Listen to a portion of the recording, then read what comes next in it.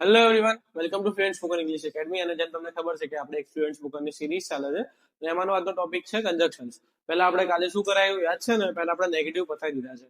એટલે હવે આમાં યાદ રાખજો, હેલ્પિંગ વર્બ્સ પછી ક્વેશ્ચન 1 બાકી હતા, બટ મને એવું લાગ્યું કે પહેલા આપણે કન્જક્શન્સ કરવા જોઈએ. ઠીક છે, તો કન્જક્શન્સમાં પહેલું and, but, or, so, because. આ બધા તો તમે જોયેલા લાગે છે. તો પહેલા તો એ સમજો કે કન્જક્શન એટલે શું. બે વાક્યોને જોડતો શબ્દ, કે બે વાક્યને જે શબ્દ જોડતો હોય ને એને કન્જક્શન કહેવાય. ક્લિયર? કે જે બે વાક્ય એટલે કોઈ પણ વાક્ય છે, આપણે એન્ડ ક્યાં વાપરીએ, પછી બટ ક્યાં વાપરીએ, ઓર ક્યાં વાપરીએ, સો ક્યાં વાપરીએ, બીકોઝ ક્યાં વાપરીએ, સો ડેટ ક્યાં વાપરીએ. આ બધા શબ્દો છે ને, એ બે વાક્યો હોય એને જોડવા હોય, એક પુલ બનાવવો હોય, તો એ પુલનું કામ કરે છે. તો તમને એવું થતું હશે કે કન્જક્શન્સ નું કામ શું? તો કન્જક્શન્સ આપણે જે કોન્વર્સેશન હોય, કાં તો જે પણ આપણે કોઈ વાત કરતા હોય, કંઈ લખતા હોય, એને લોંગ અને કનેક્ટેડ બનાવવું હોય ને, તો એના માટે કન્જક્શન્સ નો ઉપયોગ થાય છે. તો જે કન્જક્શન્સ આપણે જે પહેલા જે શીખવાના છીએ એનું નામ છે કોઓર્ડિનેટિંગ કન્જક્શન્સ. આ જે કોઓર્ડિનેટિંગ ઉપરથી ગયું છે ને, એવું જ છે કોઓર્ડિનેટિંગ કન્જક્શન્સ. તો કયા કયા કોઓર્ડિનેટિંગ કન્જક્શન્સ છે? And, but, or, so, because અને સો ધેટ. એન્ડ એટલે શું પહેલા તો સમજાવો. એન્ડ એટલે આપણને ખબર હશે અને. બટ એટલે પણ આવું થયું, પણ તે થયું. ઓર એટલે અથવા. શું એટલે તેથી. બીકોઝ એટલે કારણ. સો એટલે તેથી થાય, સો ધેટ એટલે બી તેથી થાય, ધેટ્સ વાય એટલે બી તેથી થાય, પછી ધેરફોર એટલે બી તેથી થાય. તમારા નોલેજ માટે જ કરાવશું. તો એન્ડ છે, તો એન્ડનું મારે એક્ઝામ્પલ આપવું હોય તો he is happy and he is, ચલો આપણે એક સારું રાખીએ, હી ઇઝ હેપી. આવા હેપી સેડ નહીં રાખવા, એમ થોડું આમ રિલેટિવ રાખીએ કે he is a sports person and he also likes music. અમુક હોય ને જેમને સ્પોર્ટ્સ બી ગમતું હોય, મ્યુઝિક બી ગમતું હોય. ક્લિયર? પછી બીજો શું છે? બટ, પણ. તો મારે આમાં આવું કરવું હોય, બટ લખવું હોય તો અહીંયા થાય ને કે he is a sports person but he likes music also. થાય હવે? હવે કોઈ એવો પ્રશ્ન ના કરતા ઓલ્સોમાં એ કેમ કેપિટલ કરો, એ તમને જણાવવા માટે કે ઓલ્સોમાં એ આપણે ઓલ્સો એક નવો વર્ડ લીધો છે, તો એટલે મેં કેપિટલ કર્યું. એ પછી ઓર છે કે મારે એવું કેવું હોય કે મારો છોકરો કાં તો બેડમિન્ટન રમશે, કાં તો ફૂટબોલ રમશે, તો મારે કેવી રીતના કહેવાય? My son will play badminton or આવ્યું અથવા ફૂટબોલ. ક્લિયર? પડી ખબર? પછી એવી રીતના સો એટલે તેથી.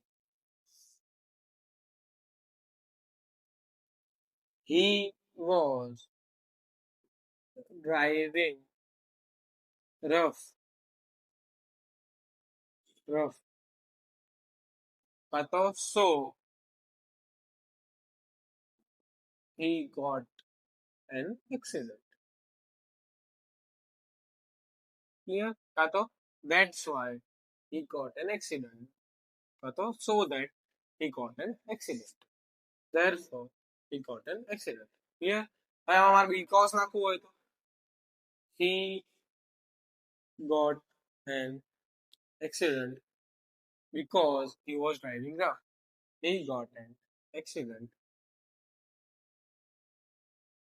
because he was driving rough. કારણ કે કારણ કે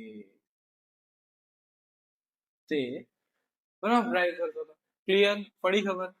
આ પતી ગયું તમારા કોઓર્ડિનેટિંગ કંજક્શન. આના પછીના શું છે? સબઓર્ડિનેટિંગ કંજક્શન. સબઓર્ડિનેટિંગ એટલે આ કેવા કંજક્શન્સ કહેવાય? કોઓર્ડિનેટિંગ કંજક્શન એટલે બે સમાન વાક્ય એટલે સરખો ભાર.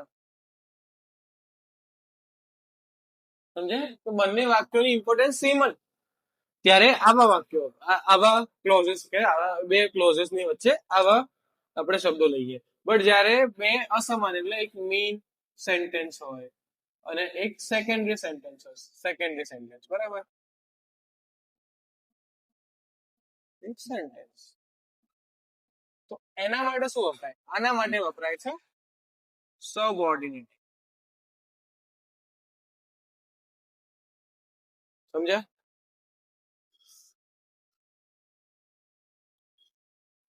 આનો ખબર પડી છે તમને? તો આપણે સબઓર્ડિનેટિંગ લઈ લઈએ.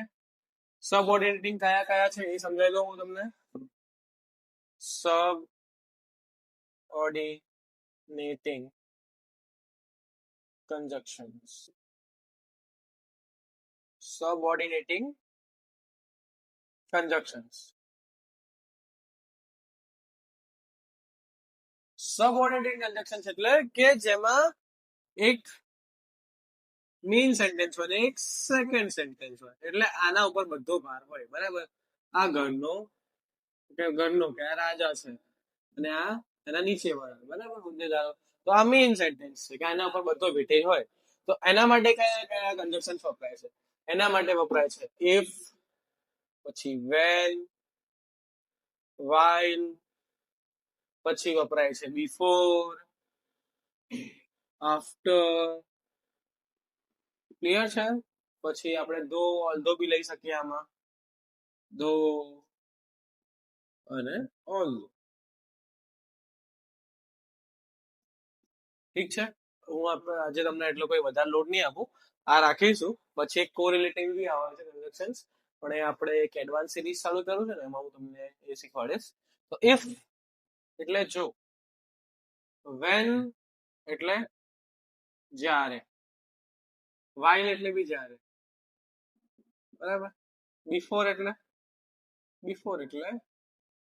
પહેલા અને after એટલે પછી. અને though એટલે છતાં. though although એટલે છતાં જ થાય. બરાબર?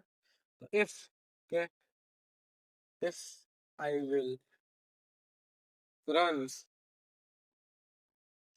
I will get stomach ache. પેટમાં દુખાવો થશે. Clear? when I was driving, I saw her. જ્યારે હું ડ્રાઈવ કરતો ત્યારે મેં છોકરીને જોઈ. I was driving A main sentence થયું.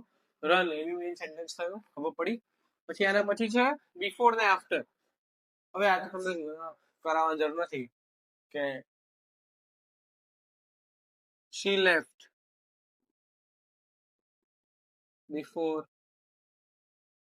I come. તો હું આવું એના પહેલા એ નીકળી ગઈ હતી. she left after I came. હું આવ્યો છે જતી રહી. ક્લિયર?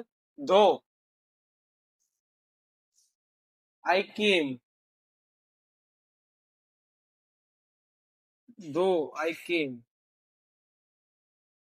ચલો ધો વાળું તમે જાતે કરવા. ધો મને આવડે છે પણ આપણે થોડું આમ ધો ઓલ ધો આ બે એવા એડવાન્સ છે ને કે હું કરાવું ને એના કરતા તમે મને બે કોમેન્ટમાં આપો. બીજા બધા મેં તમને કરાવી દીધા છે. ક્લિયર? એક આવે છે આઈધર ઓર.